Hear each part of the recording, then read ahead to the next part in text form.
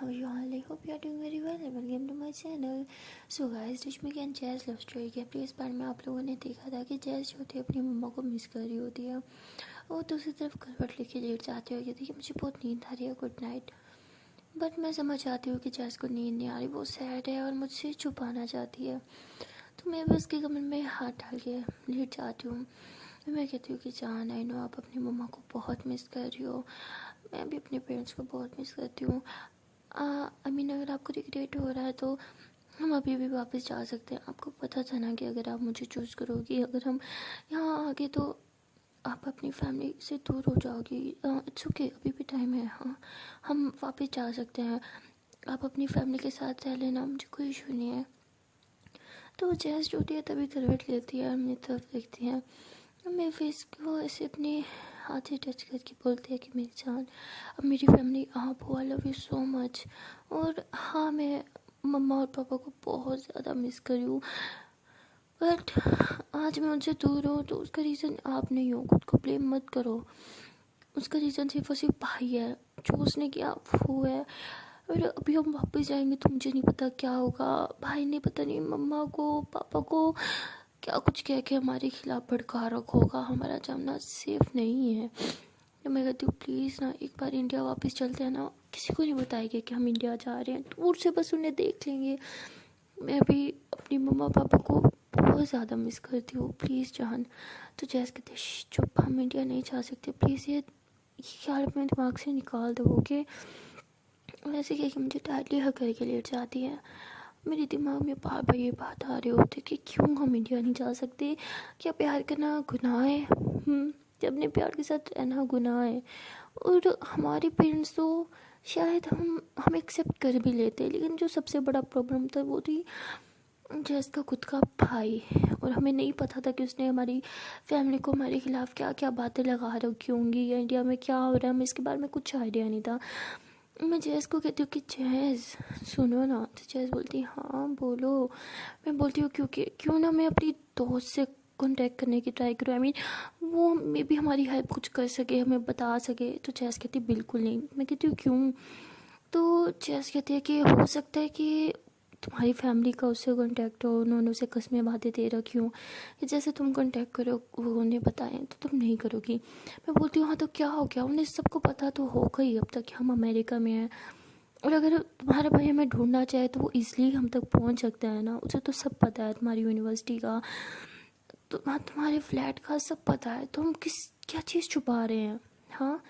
तो जैस कहती है अच्छा ठीक है बाबा, अगर तुम्हें कांटेक्ट करना है तो तुम कर लेना। मैं कहती ठीक है ओके। मैं ऐसे जाके फ़ौरन अपना मोबाइल उठा के अपनी दोस्त का नंबर डायल करने लगती हूँ। तो जैस कहती हूँ अरे पागल, अभी सो जाओ, सुबह बात कर लेना ना। मैं बोलती हूँ अरे यहाँ रहा था, इंडिया में तो दिन होगा, प्लीज़ मुझे बात करनी है, करने दो ना, डोंट डिस्टर्ब मी। हाँ। तो मैं ऐसे कह के कॉल कर देती हूँ, तो मेरी दोस्त जो होती है कॉल नहीं उठाती। जैसे कहती खुश, देख लिया नहीं उठाई ना उसने कॉल, अभी सो जाओ प्लीज़, सुबह उठना भी तो है ना। मैं बोलती हूँ जब तक मैं बात नहीं करूँगी मुझे अब नींद नहीं आएगी। तो जैस कहती है अच्छा तो आओ चलो कुछ और करते हैं। मैं बोलती जैस प्लीज़ ना जान, अभी नहीं, अभी मेरा मूड बहुत ख़राब है। तो जैस कहती है अच्छा चलो तुम्हारा मूड ठीक करते हैं। हाँ। तो जैसे ऐसे कह के मेरे करीब आ रही होती है। मैं कहती नो देखो आगे मत बढ़ना, ठीक है। जैस कहती क्यों ना बढ़ूँ, मैं तो बढ़ूँगी। तो जैस जो होती है ऐसे आगे आ रही होती है, मुझे ऐसे गोदी में उठा के ऐसे जोर से घुमा रही हूँ। मैं कहती हूँ जैस प्लीज़ आराम से आराम से, अरे चक्कर आ जाएंगे, मत करो ना। जैस कहती मैं हूँ ना, नहीं चक्कर आएंगे। जैसे मुझे ज़ोर से घुमाती है और फिर जब वो थक जाती है तो मुझे नीचे उतारती है। मैं जैस को कहती आई मुझे पकड़ो, मुझे चक्कर आ रहे हैं। तो जैस जो होती है ऐसे मुझे हक कर लेती है, कहती रिलैक्स, कुछ नहीं होगा, मैं हूँ ना। तो हक करके खड़े रहते हैं हम दोनों ऐसे एक दूसरे को काफ़ी देर। तो तभी जैस हंसने लग जाती है। मैं कहती हूँ क्या हुआ? तो जैस कहती है मैडम जी अगर आपको मुझे हग करना था तो ऐसे ही कर लेती ना। ये क्या नौटंकी की कि मुझे चक्कर आ रहे हैं? मैंने बोलो हेलो, मैं नौटंकी नहीं करती। हाँ, मुझे सच में अब चक्कर आ रहे तो आ रहे थे ना यार। जैस कहते अच्छा बाबा ओके, चलो मान लिया तुम्हें चक्कर आ रहे थे। हाँ, क्यों ना अब इस बात का फ़ायदा उठाया जाए। मैं कहती हूँ क्या मतलब? तो तभी जैस जो होती है मुझे ऐसे गोदी में उठा लेती है और फिर ऐसे बेड की तरफ लेके जा रही होती है और स्माइल्स दे रही होती है मुझे बहुत ज़्यादा। मैं बोलती हूँ ये स्माइल कुछ तो गड़बड़ है, ऐसी स्माइल तो तुम सिर्फ तभी देखती हो। जैसे कहती कब, मैं कहती ये शैतानी स्माइल है तुम्हारी, उतारो मुझे नीचे, नीचे उतारो, और बेड की तरफ क्यों लेके जा रही हो, मुझे नहीं जाना, उतारो नीचे। तो जैसे कहती ओहो तुम तो एकदम बच्चियों की तरह डर रही हो, खा थोड़ी जाऊँगी तुम्हें। मैंने बोला हो तुम्हारों के भरोसे, तुम मुझे खा जाओ तो चलो उतारो नीचे। जैसे हंसने लग जाती है, तुम ना सच में बुद्धू हो, आई लव यू ना। कहती ओले ओले आई लव यू टू ना। तो उसके बाद जैस जूती मुझे ऐसे बेड पे लेट आती है, खुद भी ऊपर आके मेरे कमरे में से हाथ डाल के लेटी होती है और मैं उसे देख रही होती हूँ। तो जैस कहती क्या हुआ, ऐसे क्यों देख रही हो। मैं कहती हूँ कुछ नहीं। जैस कहती बोलो। मैं कहती हूँ कि काश ऐसा होता ना कि हम दोनों साथ भी होते और हमारी फैमिली को कुछ दिक्कत भी ना होती। आई मीन हम सब मिल के रहते एक फैमिली की तरह। हाय कितना मज़ा आता ना, हम लोग भी नॉर्मल कपल्स की तरह रात होने का वेट करते जॉइंट फैमिली में। जैसे रात होती मैं रूम में घुस जाती और जब तुम रूम में आने लगती तो तुम्हारी मम्मा कहती क्या बेटा हर टाइम रूम में घुसी रहती हो, ज़रा मेरे पास भी बैठ जाओ। तो 4 मिनट मम्मा के पास बैठ के उनकी भी थोड़ी सी खिदमत कर लिया करो। और तुम कहती क्या यार मम्मा एक रात ही तो मिलती है, वो भी आपको दे दो। मेरे छोटे छोटे सपने, उफ काश ऐसा होता तो कितना मज़ा आता ना। तो जैस कहती अच्छा तो वैसे रात तो है, रात आपकी है। हाँ जैस ऐसे कह के मेरे ऊपर आ रही होती है। मैं कहती नो अभी यहाँ पे मेरी सासू माँ थोड़ी है, चलो दूर आओ मुझसे। जैस कहती तुम्हारा ना कुछ नहीं हो सकता। तो तभी हम लोग ऐसे हंस के बातें कर रहे होते हैं। जैस कहती हाँ यार वैसे कितना मज़ा आता ना, सोच के दिल खुश हो जाता है, काश ये रियलिटी होती तो कितना अच्छा होता। मैं कहती काश होती, बट अब क्या करें, खैर हम दोनों साथ हैं ना, मैं इसमें भी बहुत खुश हूँ। तो हम दोनों ऐसे बात कर रहे होते हैं कि तभी मेरे मोबाइल पे ऐसे कोई नोटिफिकेशन आता है। तो मैं उठने लगती हूँ। जैस कहती कहाँ जा रही हूँ, मत उठो ना। मैं कहती हूँ यार चेक तो करने दो, इतनी रात को किसका मैसेज है, कहीं कुछ गड़बड़ ना हो, मैं चेक करती हूँ। तो मैं ऐसे उठ के जैसे मोबाइल उठाती हूँ तो मैं देखती हूँ कि मेरी ही दोस्त के मैसेज आया होता है मेरे नंबर पे ना व्हाट्सएप पे। तो मैं कहती हूँ फाइनली उसने मुझे रिप्लाई किया। कहती क्या, उनका वो पूछ रही है वो उसे थोड़ी पता है मेरा नंबर है। जैसे बोलती है अच्छा ठीक है चलो तुम बात करो, तुम एक काम करो उसे कॉल करो।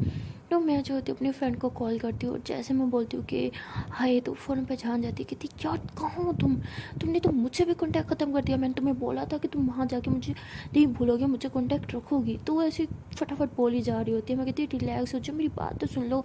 तो कहती तुम मुँह बंद रखो और मेरी बात सुनो, तुम्हें पता भी है यहाँ क्या चल रहा है। मैं बोलती हूँ क्या हुआ, सब ठीक तो है ना, मम्मा पापा सब ठीक है ना। हाँ कि क्या हुआ, तो तुम ऐसे की बात कर रही हो। वो कहती पागल लड़की, तुम्हें सच में नहीं पता यहाँ क्या क्या हुआ है। मैं बोलती हूँ मुझे क्या पता क्या हुआ है, बताओगी तो ना हुआ क्या है। देखो प्लीज़ मुझे ड्रामा जो भी हुआ तो मुझे सच से बता दो ना, तो घुमा फिरा क्यों रही हो। तो वो जहज जो होती है वो भी बहुत डर जाती है, मेरे हाथ से मोबाइल ले लेती है और कहती है कि तुम घुमा फिरा के बातें करना बंद करो और साफ साफ बताओ कि आखिरकार हुआ क्या है। तो वो कहती है कि तुम्हें नहीं पता तुम्हारे घर में क्या हुआ है। तो जैसे जैसे सुनती है कहती क्या मतलब क्या हुआ है मेरे घर में। तो वो कहती है कि तुम्हारे पापा। तो जैसे कहती क्या मतलब मेरे पापा, क्या हुआ है मेरे पापा को, सब ठीक है ना। तो कहती कुछ ठीक नहीं है, तो तुम एक काम करो तुम जल्दी से इंडिया आ जाओ। तो मैं बोलती हूँ क्या हुआ है, तुम ऐसे क्यों कह रही हो, सब ठीक है ना। तो कहती है कि प्लीज़ तुम दोनों जितनी जल्दी हो सके इंडिया आ जाओ, मैं तुम्हें कॉल पे नहीं बता सकती। तो जैस जो होती है बहुत घबरा जाती है, उसे समझ नहीं आता कि क्या हुआ है। तो जैस मेरी तरफ देखती है और बहुत रोने लग जाती है और मैं अपनी दोस्त से बात करती हूँ, मोबाइल दूसरे रूम में लेके चल जाती हूँ। मैं कहती हूँ तुम मुझे सच से बताओ हुआ क्या है। तो वो कहते हैं कि यार आई एम सॉरी टू से बट जैस के फादर जो है वे एक्सपायर हो चुके हैं। मैं बोलती हूँ व्हाट, कब हुआ, कब हुआ क्या ससुर जी को। तो वो कहती है कि यार तुम्हें तो पता ही था वो बीमार थे और मुझे बीच की बात तो नहीं पता, लेकिन सुनने में ये आ रहा है कि वो जैस की वजह से उस जैस को बहुत मिस कर रहे थे, अपनी आखिरी सांसें लेते हुए बस यही कह रहे थे कि मेरी बेटी को बुला दो, मेरी बेटी को बुला दो। तो जब मैं सुनती हूँ मैं बहुत रोने लग जाती हूँ। मैं बोलती हूँ कि कैसे हो सकता है सडनली ये सब क्या हो गया, और हमें किसी ने कुछ बताया क्यों नहीं। तो मैं जो होती हूँ जल्दी से कॉल कट करती हूँ। जैसे मैं पीछे टर्न हो लेती हूँ, मैं देखती हूँ कि पीछे जैज़ खड़ी है और वो सारी बातें सुन लेती है। वो बहुत रोने लग जाती है। मैं फटाफट जाके उसे हक कर लेती हूँ, कहती प्लीज़ प्लीज़ जहाँ रिलैक्स हो जाओ, प्लीज़ रो मत। तो जैज़ बहुत रो रही होती है, कहती कैसी बेटी हूँ मैं, अपने पापा के आखिरी टाइम में भी उनके साथ नहीं रही, मुझे पता था उनकी कितनी बुरी हूँ मैं। वो मुझे मिस कर रहे थे, वो मुझसे बात करना चाहते थे यार। तो जैसे ऐसे कि बहुत ज़्यादा रो रही होती है, बहुत ही ज़्यादा हर्ट होती है। मुझे हक करके बहुत शांत कराने की कोशिश कर रही होती हूँ, बट जैस बहुत रो रही होती, इतना कि मैं उसे शांत करवा ही नहीं पा रही होती। और तभी मैं उसे उठा के बेड पर लेके जाती हूँ, उसे पानी पिलाने की कोशिश करती हूँ, जैस पानी नहीं पी रही होती। अब मुझे कहती है कि मुझे जाना है, मुझे इंडिया जाना है, प्लीज़ प्लीज़ मुझे पापा को देखना है, मुझे इंडिया ले चलो। तो मैं कहती हाँ हाँ हाँ हाँ हाँ हाँ हम इंडिया जाएंगे, ओके तुम रिलैक्स हो जाओ, हम जाएंगे इंडिया। तो मैं ऐसे बोल के जैज़ को रिलैक्स करवाती हूँ, बट जैज़ तो शांत होने का नाम ही नहीं ले रही होती।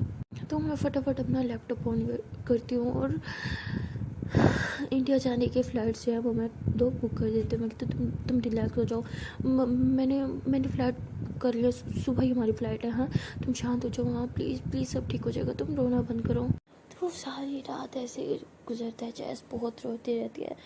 मैं भी बहुत सैड होती हूँ ये न्यूज़ सुन के, बिकॉज मेरा भी कुछ टाइम उनके साथ गुजर रहा होता है, जितना भी गुजरा होता है वो अच्छा गुजर रहा होता है।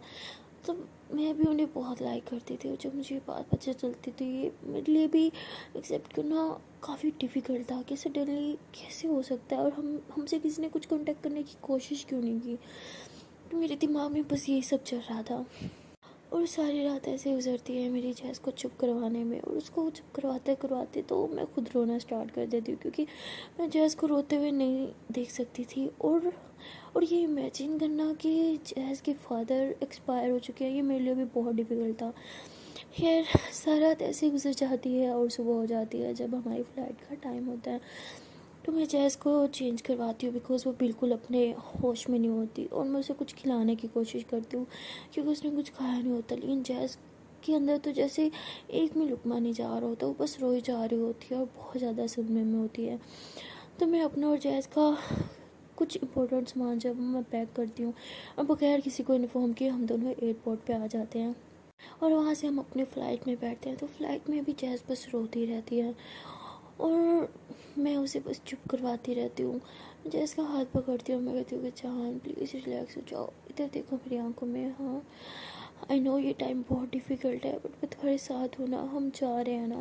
अगर तुम ऐसे रहोगी तो तुम मम्मा को कैसे संभालोगी?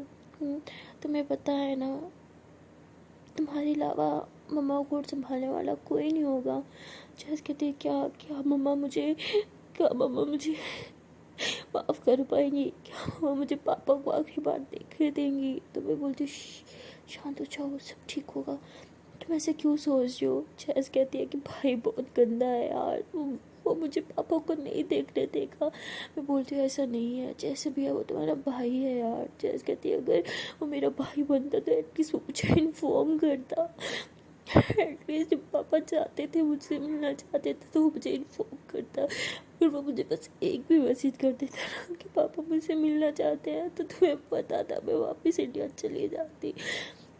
वो अच्छे से जानता है मैं पापा को कितना ज़्यादा प्यार करती हूँ। उसने जानबूझ के कैसा भाई है यार, भाई तो अच्छा नहीं बन सका, एटलीस्ट बेटा तो अच्छा बन जाता। तो जैसे जैसे कहते हुए बहुत रो रही होती है, और जैस को चुप करवाते करवाते मेरे खुद के हाथ जो थमने का नाम नहीं ले रहे होते, और मैं जैस को हक करके बैठी होती हूँ। मैं कहती प्लीज़ जान रिलैक्स हो जाओ, ना तुमने कल से कुछ खाया है ना तुम सोई हो, तुम्हारी तबीयत ख़राब हो जाएगी। जैस कहती है कि मुझे खुद की फ़िक्र नहीं है, मुझे बस पापा के पास जाना है, बस मुझे जल्दी पापा के पास जाना है। बोलो शांत हो जाओ, हम जा रहे हैं ना, हाँ पापा के पास ही तो जा रहे हैं। तो तभी मैं जैस को पानी थोड़ा सा पिलाती हूँ, मैं कहती हूँ प्लीज़ शांत हो जाओ। तो मैं जैसे उसको हक करके बैठी होती हूँ, तो फ़्लाइट में जैस को नींद आ जाती है, क्योंकि वो सारा रात नहीं सोई होती, बस रो रो के उसने बुरा हाल कर रखा होता है। जब मैं उसे हक करती तो उसे नींद आ जाती है। जब जैस हो जाती है तो मुझे भी थोड़ा सुकून मिलता है, और मुझे भी नींद आ जाती है। तभी हमारा प्लेन जो होता है लैंड करता है और हम दोनों की आँख खुल जाती है। और जैज़ जो होती है वो फटाफट प्लेन से नीचे उतर के बाहर की तरफ जाने लगती है और काफ़ी आगे वो चली जाती है भाग के, लेकिन फिर रुक के वापस आती है और मेरी तरफ हाथ आगे बढ़ाती है और कहती है चलो। तो मैं जैज़ का हाथ पकड़ती हूँ, मैं कहती हूँ कि रिलैक्स हो जाओ। हाँ, तो जैज़ कहती है मुझे डर लग रहा है, यहाँ तो गए लेकिन मुझे आगे जाने से डर लग रहा है। मैं बोलती शांत हो जाओ, तुमने कुछ गलत नहीं किया। ओके, हमने कुछ गलत नहीं किया। तो हम ऐसे ही एयरपोर्ट से बाहर आते हैं और हम एक टेस्ट लेते हैं और जैज़ के घर की तरफ बढ़ते हैं। और जब जब हम जैज़ के घर की तरफ जाते हैं हम देखते हैं कि वहाँ बहुत भीड़ होती है, बहुत लोग आए हुए होते हैं और जैज़ जो होती है वो बहुत घबरा रही होती है। उसके कदम घर की दहलीज को पार नहीं कर पा रहे होते, बस बाहर रुकती है और रोती रहती है। तो मैं आती हूँ, मैं जैज़ का हाथ पकड़ती हूँ और उसे अंदर की तरफ लेके जाती हूँ। तो हम दोनों ने एक दूसरे के हाथों में हाथ डाला होता है और हम दोनों अंदर जा रहे होते हैं। तो जैसे हम लोग अंदर जाते हैं तो सब लोग हमें घूर घूर कर देख रहे होते हैं और उसमें से कुछ कह रहे होते हैं कि उसकी बेटी थी ना। तो कुछ ऐसे बातें कर रहे होते हैं और कुछ कह रहे होते हैं कि साथ वाली उसकी बहू है क्या। तो मतलब लोग ऐसे ही बातें कर रहे होते हैं हम दोनों को देख देख के। और हम दोनों जैसे ही अंदर जाते हैं देखते हैं कि वहाँ बहुत से लोग हैं। और तभी जैज़ देखती है कि एक चारपाई पर उसके पापा लेटे हुए हैं। वो देख के बहुत रोने लग जाती है और कहती है कि पापा पापा उठो ना, पापा आगे खोलो ना। तो ऐसे कह के बहुत रो रही होती है, बहुत ही ज़्यादा रो रही होती है। और तभी उसकी मम्मा जो होती है वो भी चारपाई के एक तरह से बैठी होती है और बहुत ज़्यादा रो रही होती है। और वो जब देखती है जैज़ को तो भाग के आती है, जैज़ को हक कर लेती है, कहती मेरी बेटी आ गई। जैज़ देखो ना, अपने पापा को उठाओ ना, ये उठ क्यों नहीं रहे। ये मुझसे फिर से लड़ाई करके सोया है, तुम इन्हें उठाओ ना। जब भी मुझसे लड़ाई करता है मेरी बात नहीं सुनते, लेकिन तुम्हारी तो सुनते हैं ना। हाँ, तुम अपने पापा को उठाओ, ठीक है। तुम इन्हें उठाओ और बोलो कि मम्मा को माफ़ कर दे, बस मम्मा से एक बार बात कर ले, बोलो ना इन्हें। तो जैज़ जो होती है मम्मा को हक करके बहुत ज़्यादा रो रही होती है और आंटी भी बहुत ज़्यादा रो रही होती है और मुझसे देखा नहीं जा रहा होता। और मैं जैसे अपने ससुर की तरफ देखती हूँ तो मेरी आंखों से खुद ब खुद आंसू जो बह रहे होते, रुकने का नाम नहीं ले रहे होते। मेरी उनके साथ अटैचमेंट इतनी ज़्यादा नहीं थी, बट फिर भी मुझे इतना दुख हो रहा था। और सोच रही होती कि जब मुझे इतना दुख हो रहा है तो इस टाइम मेरी जान पे जैज़ पे क्या बीत रही होगी।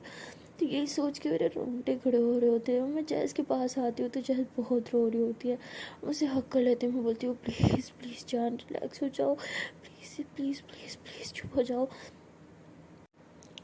तो जैज़ जो होती है उसने मेरे पापा का सब मेरा हाथ पकड़ रखा होता है, बहुत रो रही होती है और हाथ पे बहुत किस कर रही होती है और कहती है पापा प्लीज़ उठो ना, देखो आपकी बेटी आई आपसे मिले, प्लीज़ पापा उठो ना, एक बार मुझे देखो तो सही, एक बार मुझसे बात तो करो पापा, पापा प्लीज़ पापा कुछ तो बोलो पापा। तो ऐसे कह के बहुत रो रही होती है। और तभी वहाँ पे जैज़ का भाई और 3 लोग और आते हैं जो जैज़ के पापा को जहाँ कंधे पे उठा के लेके जा रहे होते हैं। और जैज़ उनके पीछे पीछे भाग रही होती है और कहती है पापा को कहाँ लेके जा रहे हो, प्लीज़ मेरे पापा को कहीं मत लेके जाओ, पापा पापा उठो ना। तो ऐसे ऐसे कह के चिल्ला रही होती है और वो लोग बस राम राम सत्य कह के उसके पापा को लेके जा रहे होते हैं।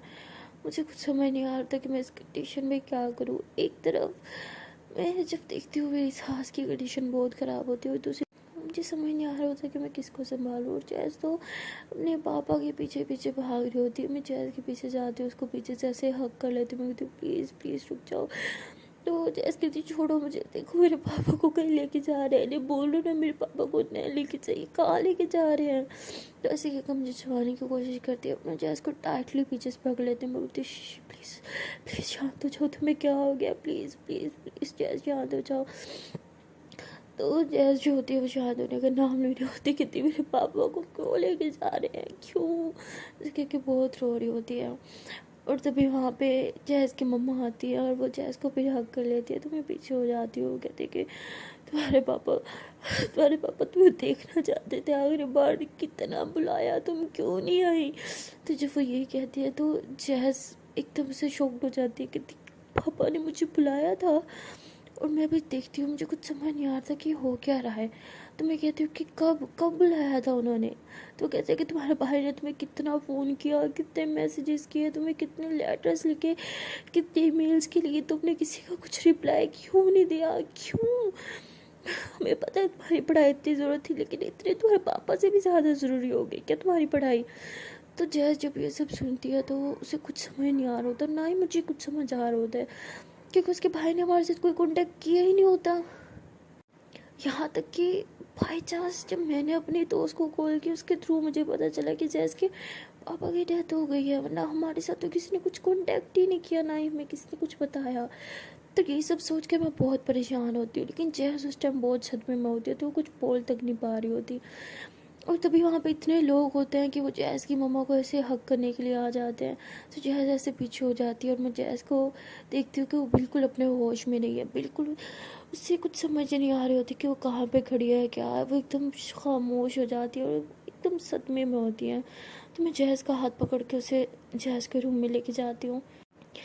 रूम में लेके जाने के बाद मैं रूम अंदर से लॉक कर देती हूँ और जैस को बेड पे बिठा देती हूँ और उसे पानी पिला रही होती हूँ कि जैस को कुछ होश ही नहीं होता, ना वो देख रही होती है मुझे, ना वो मुझसे कुछ बात कर रही होती है, बस चुपचाप बैठी होती है।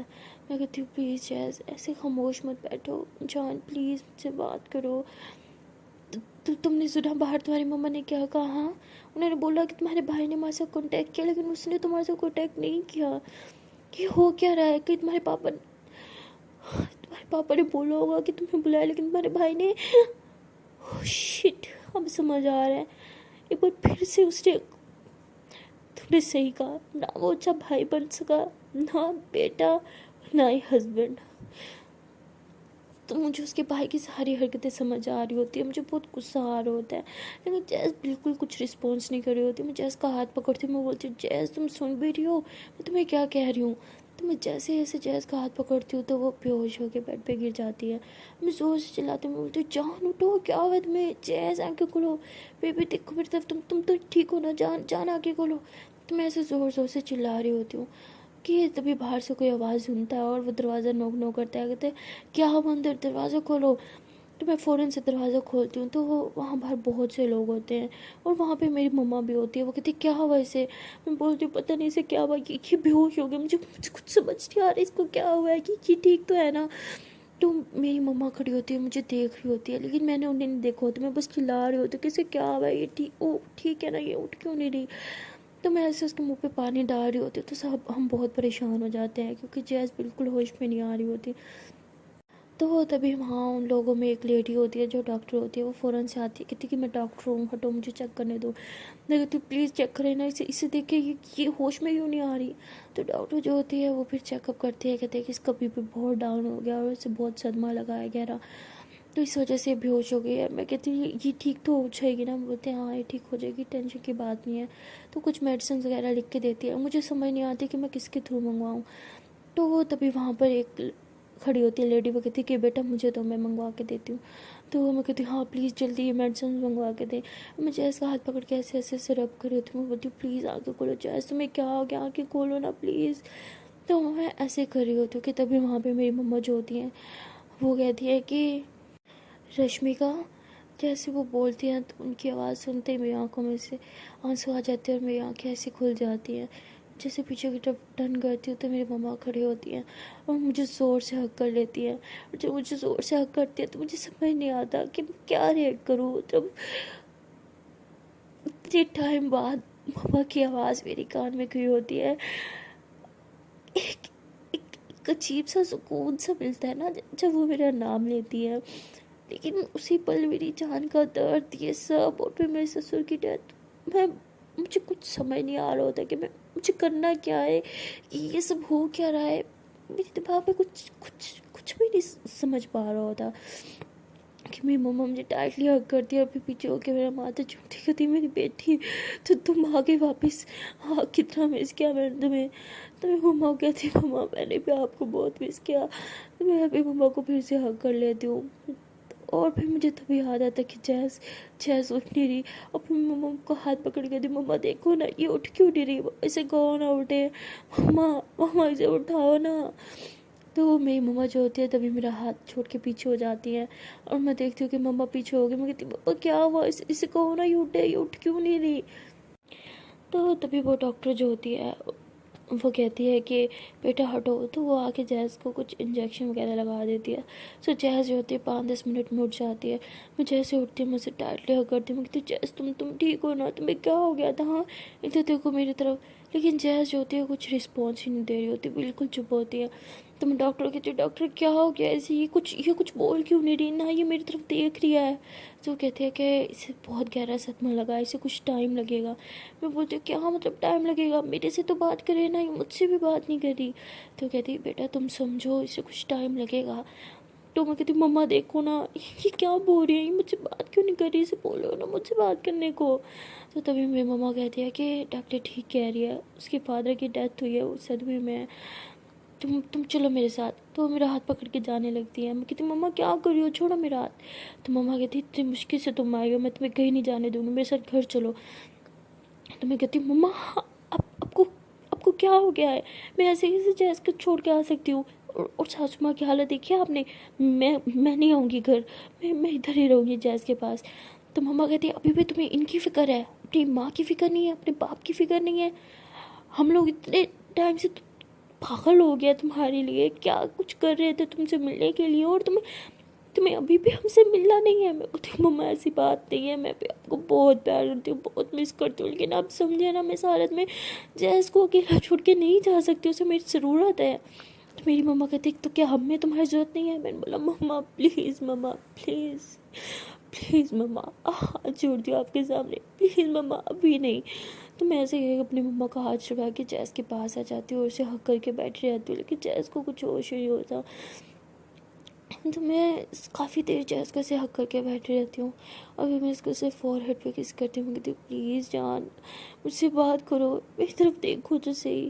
मुझे पता होता है कि ये सदमा बहुत गहरा होता है, ज़ाहिर सी बात है। पापा एक बेटी के लिए स्पेशली पापा उसके लिए उसके हीरो हैं, उसकी लाइफ की बेस्ट थिंग जो है ना उसके पापा हैं, और वही उससे दूर हुए थे। तो मैं समझ सकती थी उसका दर्द, लेकिन मुझसे जैस की एक खामोशी बिल्कुल बर्दाश्त नहीं हो रही थी। उसकी एक खामोशी जैसे मेरी जान ले रही थी, जैसे वो मुझे देख तो रही है लेकिन देख के भी वो मुझे नहीं देख पा रही। मुझे ऐसी फीलिंग्स आ रही थी और ये मुझसे बिल्कुल बर्दाश्त नहीं हो रहा था।